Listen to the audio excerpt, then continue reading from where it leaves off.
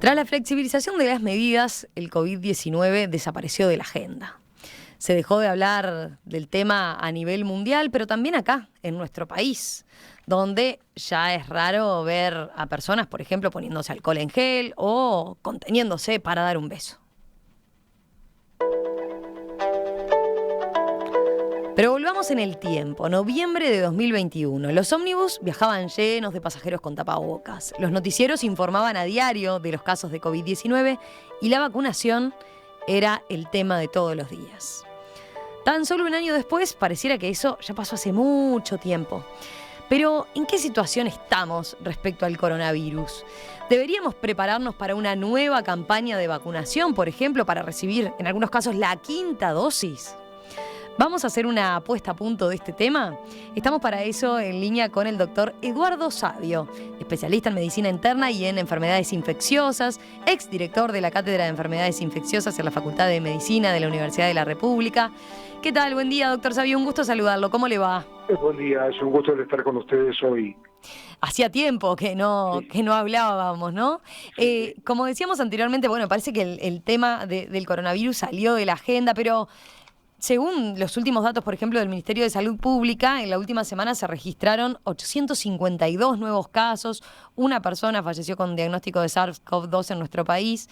¿En qué situación estamos? ¿Cómo la describiría usted? Claro, la historia es que en última instancia, desde el famoso 13 de marzo de 2020 a la fecha, no olvidemos que hemos tenido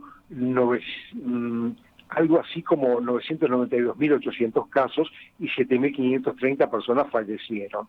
Muy bien. Todo eso se ha acumulado. En el momento actual, ¿en qué estamos? En una situación de pandemia contenida y controlada.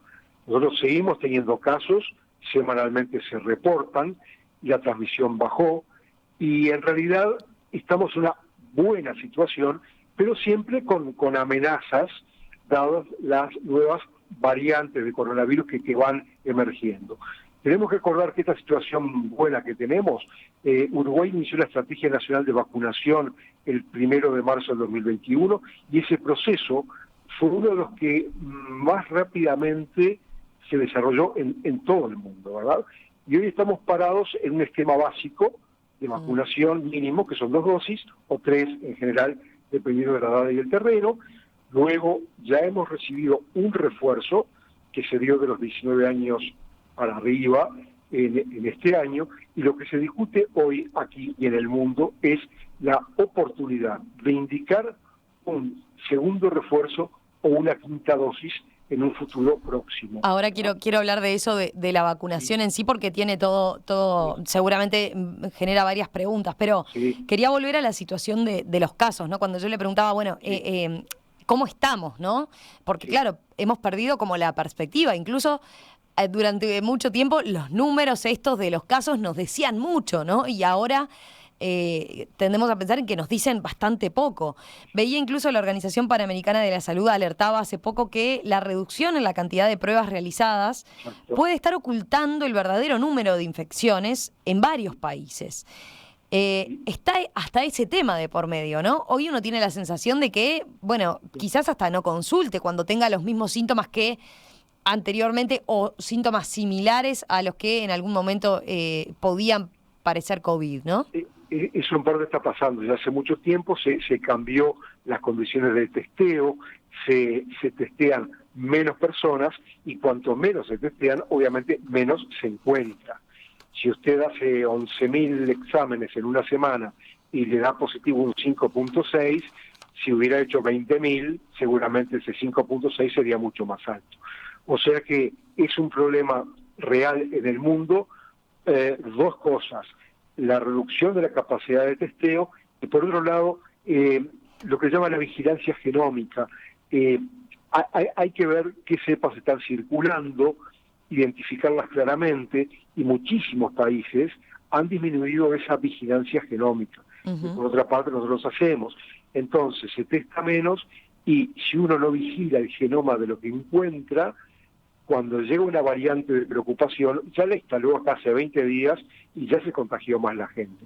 Por lo tanto, el asunto es, no se puede bajar la guardia frente a una enfermedad transmisible que está en pleno curso, pero a bajo ruido, nada más que eso. Pero a ver, ¿Sí? si entiendo bien lo que está diciendo es la preocupación hoy en día por testear no es tanto por la cantidad de pacientes, sino por tener la variable genómica controlada, ¿no? Es decir, saber qué tipo de variante de coronavirus tenemos y se está dando en nuestro país. Ese es es algo testimonial, digamos, pero es relevante a los efectos de saber de qué estamos hablando. Es muy relevante en dos aspectos. En primer lugar, para ver si las vacunas que vamos a disponer nos van a servir o no, y en segundo lugar, para explicar, de acuerdo al comportamiento de las variantes, por qué es más transmisible, menos transmisible o como sea.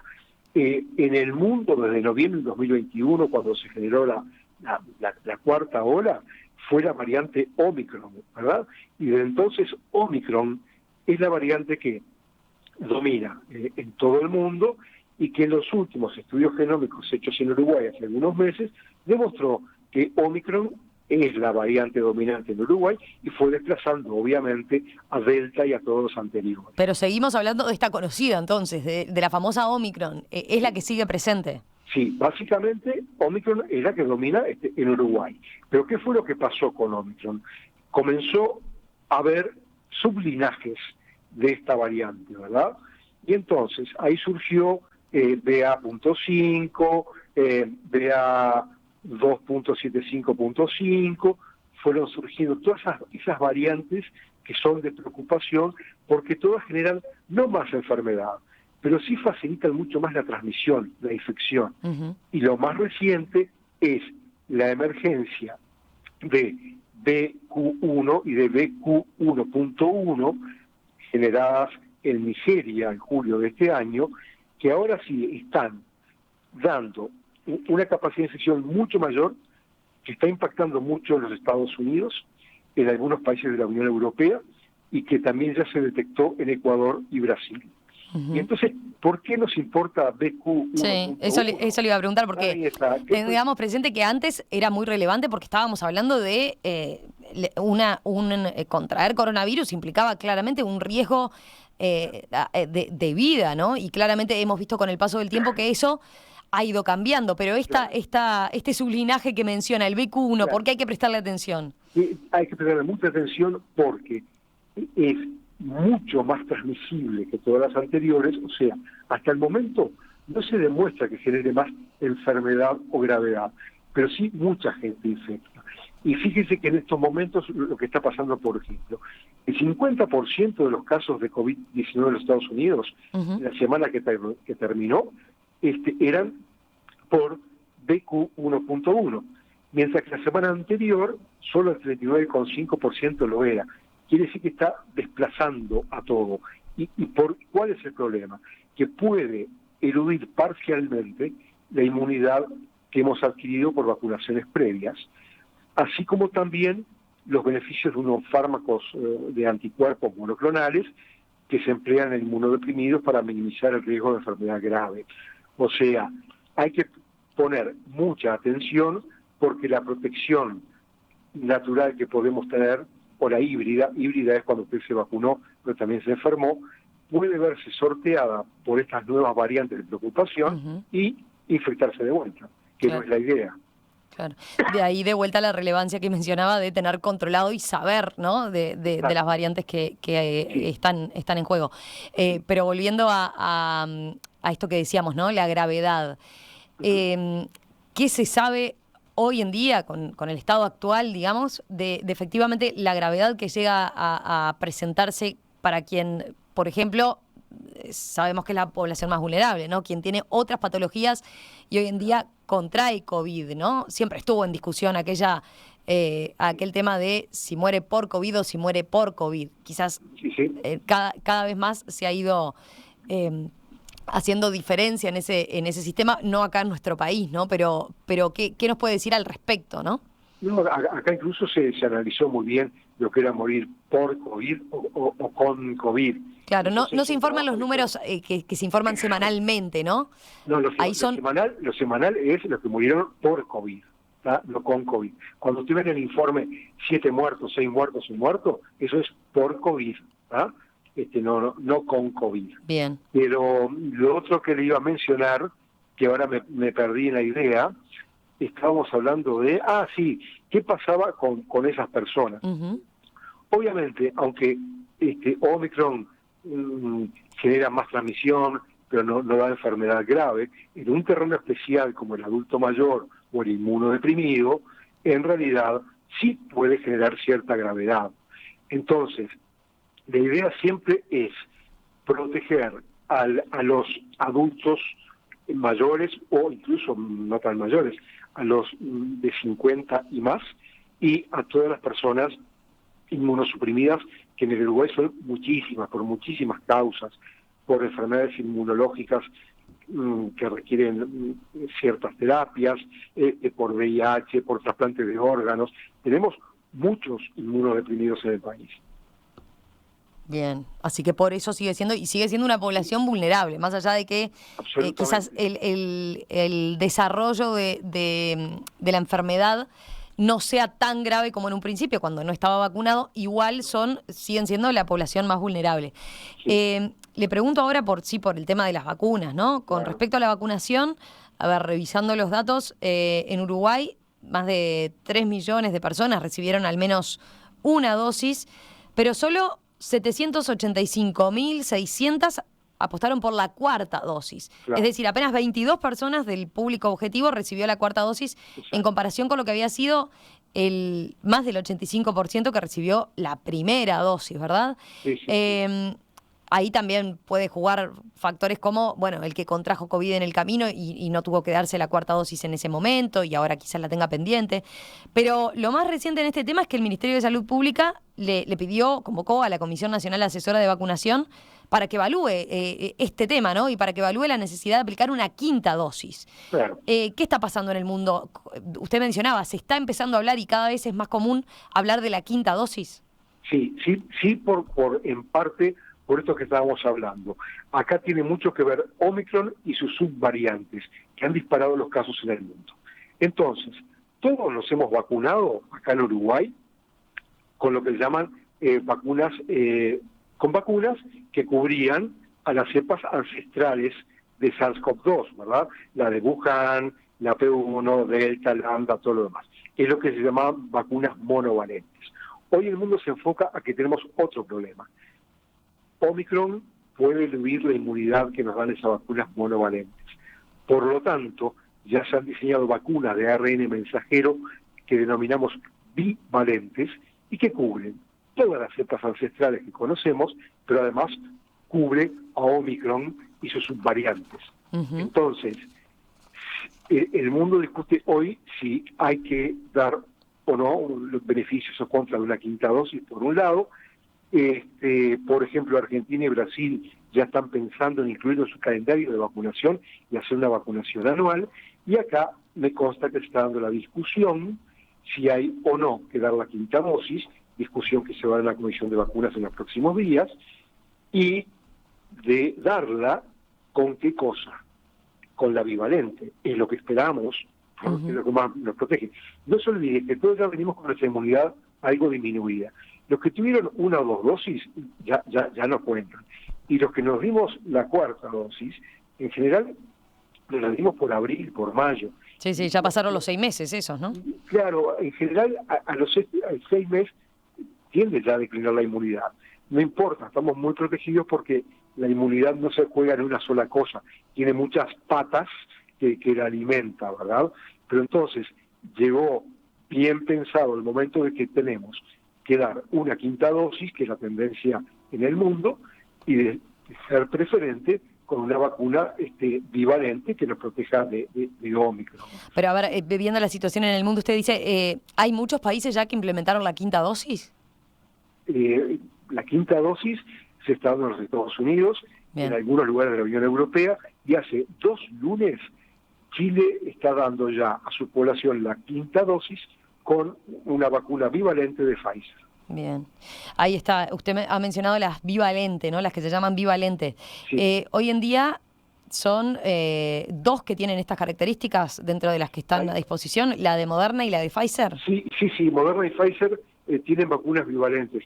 Lo que sucede es que un poco que la de Pfizer se aplica en un rango más amplio de edades y la de Moderna en un grupo de edades algo menores.